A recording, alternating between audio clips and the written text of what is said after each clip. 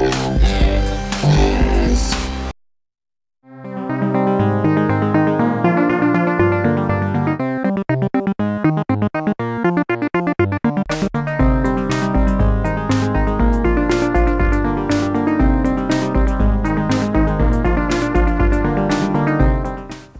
hello, retro game players. Thank you for tuning in.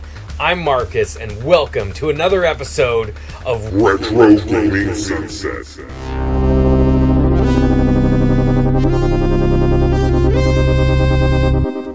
So first off, let me welcome all of the new subscribers to the channel. Thank you so much. Retro Gaming Sunset is a sort of collage of reviews of nostalgic goodness. So sit back, relax, grab yourself a cocktail or some water or whatever, and sit back and enjoy, because first off, we've got Radical Reggie bringing us Movie Machine.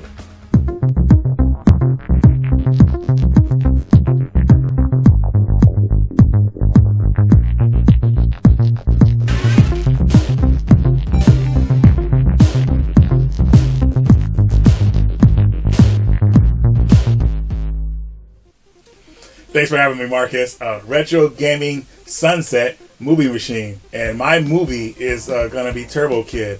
Now, you know, this is the crazy part, and a lot of people will think that this movie is recognizable, especially us retro folks. You know that we watch a lot of movies from the '80s and '90s, stuff like that.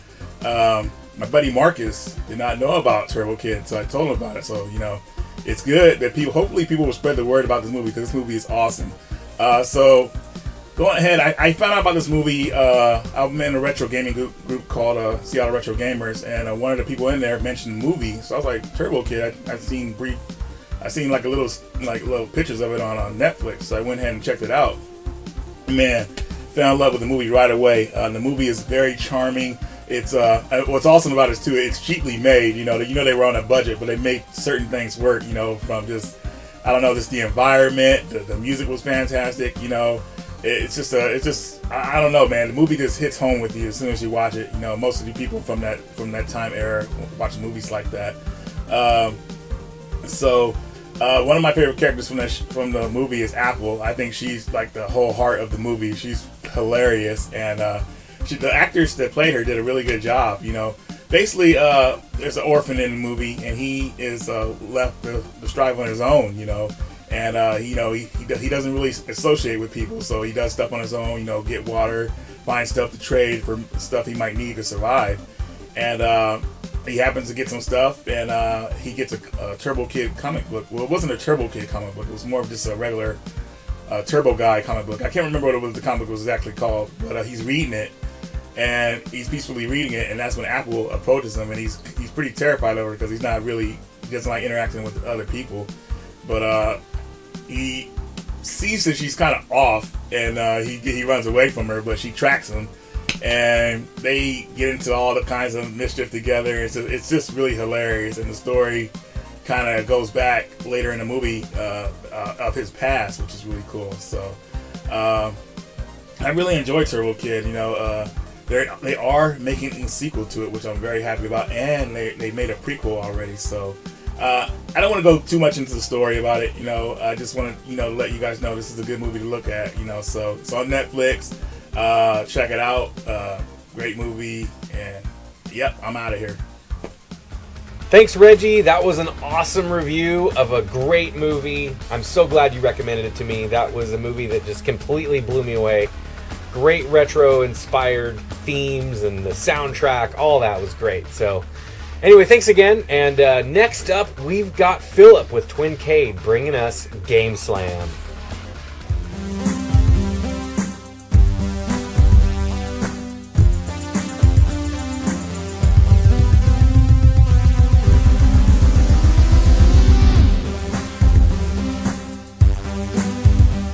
Hey, this is Philip from Twincade, bringing you Game Slam. At Twincade, we love pinball, and back in the day, we craved taking them home, except they were expensive and heavy. That's where these come in. Video game pinball on the NES, released sometime between the years 1900 and 2000. These 6 games strive to make you feel like you were literally playing with balls and flippers. You can pick up all these games very cheap. I picked up some of these for as little as $8 at conventions and online. The first one may be the priciest only because it's one of the original Nintendo Black Box games, which were the original NES launch titles.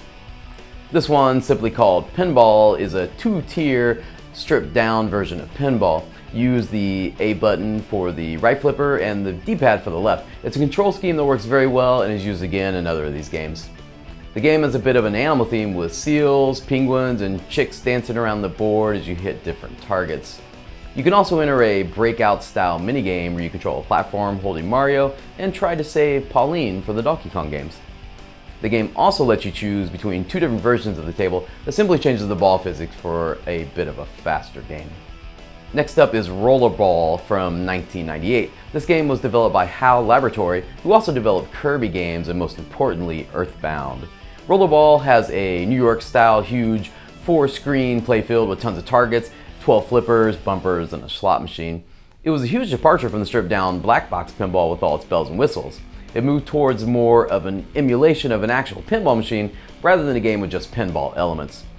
It also includes a two-player side-by-side mode where player A is an elephant and player B is a donkey. Most likely a political reference, and with the current political climate, games can get quite tense.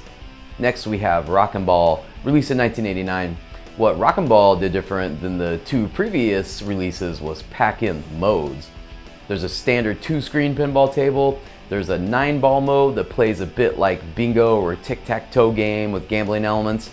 Next is the head-to-head battle pinball mode. You can choose between 3 different playfields called Attack, Thunder, and Bomber. You can move your flippers around the board for an added challenge or defense. And finally, there's a sports mode. That's a 2-player head-to-head game. You can choose between a hockey game or a soccer-style game. While pretty cool, the downside to these head-to-head 2-player modes is after every turn, your position flips, meaning that for half of the game you play upside down, which is hella awkward. Also to note, this is the first NES pinball title to include a bump feature. Pinball Quest was the 4th pinball game released on the NES and is most notable for its RPG mode. Although it does include 3 standard tables, but these are a bit of an afterthought to the RPG mode, which you can tell the developers took the most time on. The RPG mode takes you through 6 tables and includes role-playing elements like a story, buying items, upgrade like flippers or ball stoppers from a shop, and boss battles. Rounding out the 6 games are 2 games made by Rare, the same company that brought us Donkey Kong Country, GoldenEye, and a ton of other great games. Both these games are enhanced recreations of real pinball machines of the day. The games are Pinbot and High Speed, both made by popular pinball and video game company Williams. Pinbot is a sci-fi themed game with a talking robot that taunts you during gameplay. Lots of added obstacles to add challenges like a ball-eating monster and missiles that blow up your flippers, and also a solar ramp that if you ride it while you have a locked ball will advance you to the next level. High Speed is a car-themed game where you run red lights, dodge water spills, or collect helicopters or safes to enter bonus games. The thing to keep in mind about these pinball games is that a video game is basically the total opposite experience of a pinball table. You take everything physical and tactile and strip it away. If you keep this in mind when checking out these games, you can really have a lot of fun playing these. As far as my favorite of these games, after spending lots of time with each of them, I would have to say the Black Box Pinball is my favorite. I think it's a game that gave me the least amount of stress. All the other games each had something that would make me crazy, like High Speed had this tumbleweed that would steal my ball and drop it right between the flippers every 3 minutes. Rockin' Ball would have moments where the ball would be stuck bouncing between 2 walls in perpetual motion, and Pinball Quest RPG mode was just super impossible with lots of rage quit potential. But besides all that, if you check these out or get a chance, they're a piece of pinball history as players crave to bring the experience home. Hey, so thanks again Marcus for inviting me on Retro Gaming Sunset Game Slam. Man, I love all those old school pinball games. Honestly, so cool. Great job on Game Slam, Philip. So thanks again, man. I appreciate it. Okay, next up, we've got one of my best bros in the world. It's Andy from Potato Power, and he's going to kick back and read a little story time for us here with Reading Retro. Take it away, man.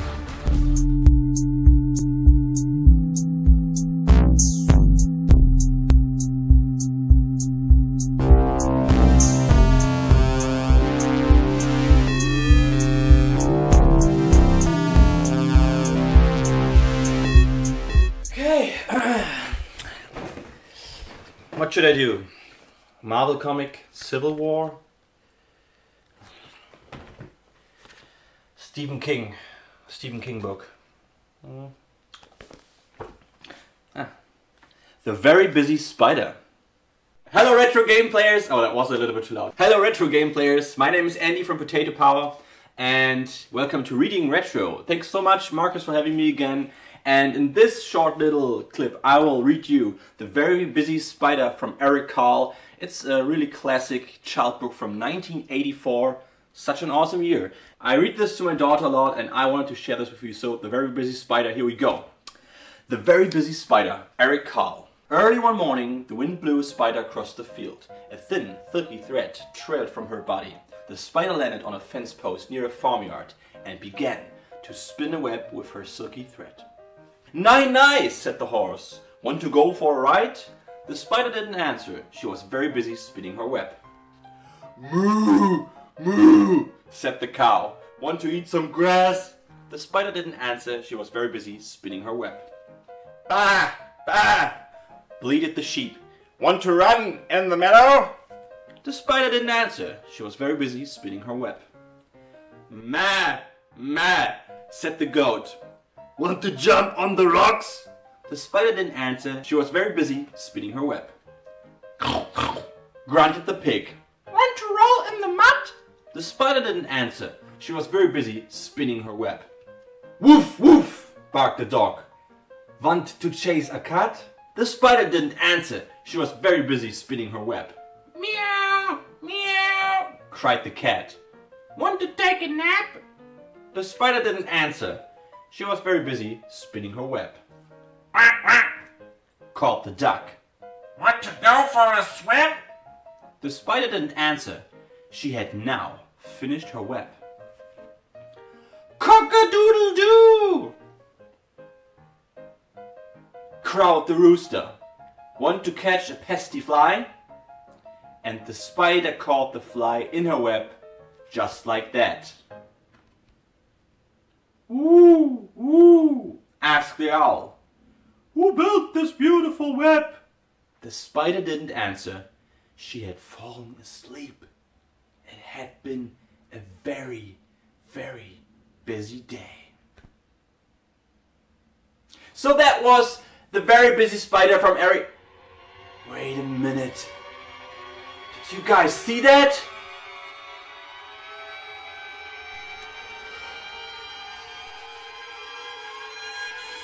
Fuck me!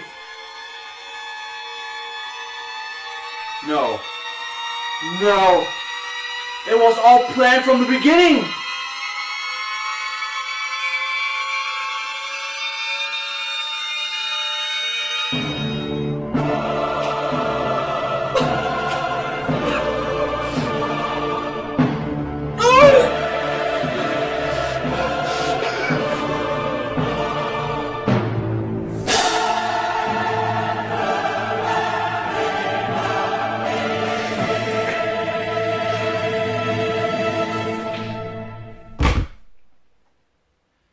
That poor fly.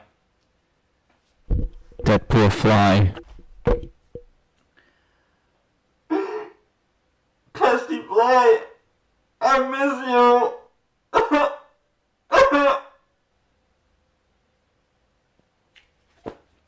The Very Busy Spider from Thanks for having me. Back to you, Marcus. High five, bro.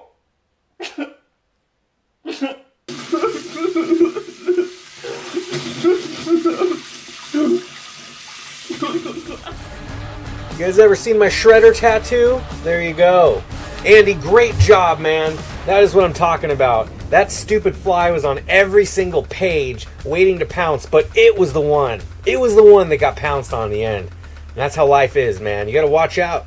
You gotta check out every single page slowly, methodically. Make sure that it's clear before you turn it. Anyway, little life lesson there. Alright, moving on. We've got another awesome channel. This time it's Dan with Rebel Gaming Club bringing us Music Beat. But first, a word from our sponsors. 海のビーチに魂込めた一人の男が今日も行く姿三四郎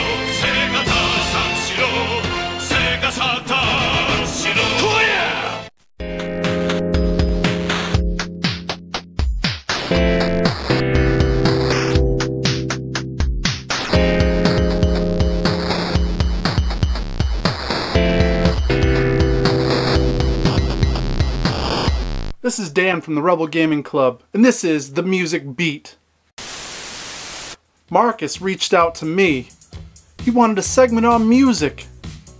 And who better than me? Guys, for you that didn't know, long before Rebel Gaming Club, I was in a band called the River City Rebels.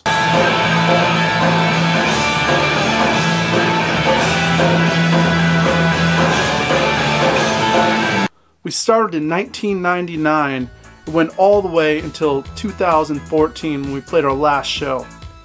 We did a lot of things. We released albums, 7 to be exact, on some pretty decent labels and some smaller labels.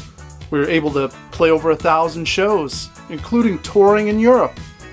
Got to open up for a lot of great bands. Velvet Revolver. Anyways, guys, I've done a lot of things with music.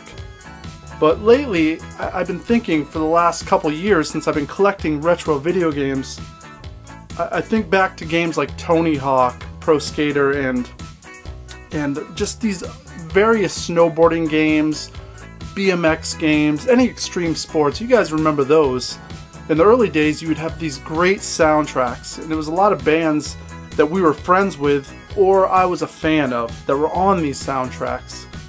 So, in the last couple years, I've had like some regrets, you know, that we were never able to have our music on these soundtracks. But here's the funny thing, guys. From time to time, I search River City Rebels on YouTube because sometimes fans post old shows up there, and it's fun to see some of the old shows that I haven't seen or forgotten long about. Click, click, click, click, click, click, click. I was searching the other day. Searching, scrolling down, all of a sudden I see River City Rebels, 22 years, OST, Amped 2. I'm like, wait a minute, what is this? I click on it.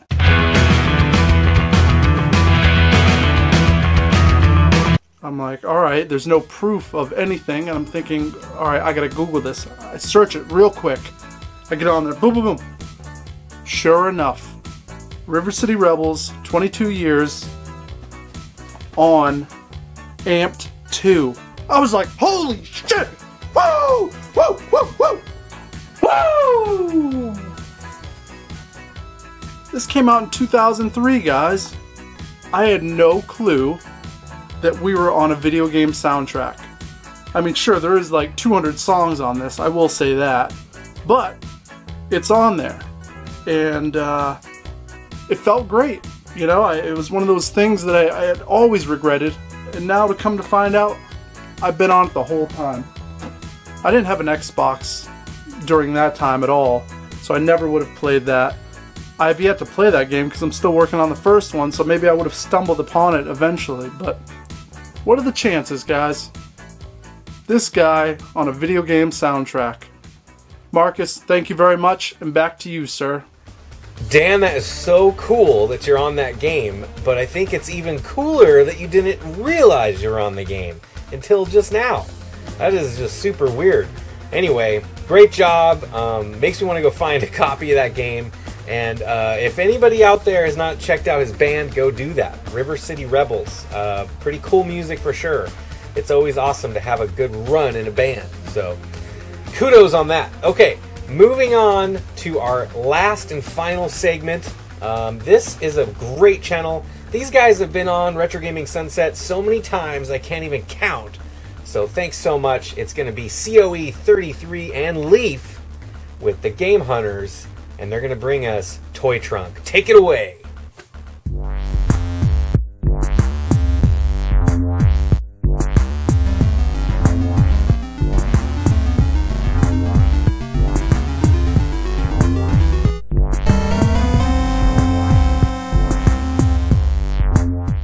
Thanks so much, Marcus. I'm COE33, and this is my sister Leaf. Hey, Marcus! We're the Game Hunters, and we're going to do a segment of Toy Trunk for you guys. And it's a pretty cool little toy, or toys, I should say. There's more than one that we're going to share with you. So about 6 months ago, we were walking through a Walmart, and we saw a clearance bin in the center aisle. And inside of that bin was a complete set of the Super Mario Brothers Hot Wheels cars. There's 8 in the set. And here they are. Yeah, there's the whole set. Now, we have them in a little World Nintendo box to display them in the game room. They didn't come in that, obviously. We got that at a GameStop, I think, when we were out on the hunt. And we picked up all 8 of them. They were less than $1 a piece. I think they were 70 cents each. Does that sound about right? Yeah. And we were really stoked to see them there, and definitely a nice little addition to the game room. So why don't we share them with the audience? Oh, yeah. So let's see. Here's number 7 out of 8. This is Yoshi, and he's got a little like pink Lamborghini almost. It looks like with a spoiler on the back. So pretty styling ride there. Here's Wario. All right. And Nice. he's got a yellow sports car. Cool. And then Mario is number 6 out of 8, and he's got what looks like a delivery truck painted in red with Mario on the side. So he's going to make the rounds and do some deliveries. Here's DK. He's got a little milk van, it looks A little like. delivery van, or yeah, just a van of some sort, huh? Mm-hmm. Okay, and then we have Princess Peach, which is number 5 out of 8, and she appears to be driving what looks like a Camaro, I would think. Yeah, it looks like a Camaro to me. And pretty nice little muscle car that she's got there. Here's Luigi in a little green sports car. Yeah, of course, it's got to be green with Luigi, huh? Oh, yeah. And then we've got the one and only Bowser, number 4 out of 8. That's right. And he's got a station wagon, a pretty pimped out station wagon there with a little engine block coming out of the hood and some nice rims there. So he's styling. And last but not least, styling in a sports car is Yep. Mr. Toad. Nice. And that's the whole set. And we saw those and we thought, yeah, we can't pass those up, especially for that price, huh? Mm-hmm. And we both enjoy Hot Wheels. We grew up with them. I know Leaf played with them as a kid, Uh-huh. and I did as well. I had like the little carrying case that had all the different Hot Wheels in it, and my friends and I would play with those. And then I had like the little loop-de-loop track and all that stuff. Oh, yeah. And fond memories of playing with those as a kid. So that's our segment of Toy Trunk. Thanks so much. And now back to you, Marcus. Love those Mario Kart toys. That is so awesome that you guys found the entire collection like that. So great job. Thanks a lot. Appreciate you guys being on again. Okay, everybody. Thanks for watching. That concludes. This is actually the 8th episode of Retro Gaming Sunset. Stay tuned. There's a special Halloween edition coming out. And that's going to be pretty awesome. So thanks for watching. Until next time, you know what to do. You keep that shit retro by watching all the Retro Gaming Sunsets later on.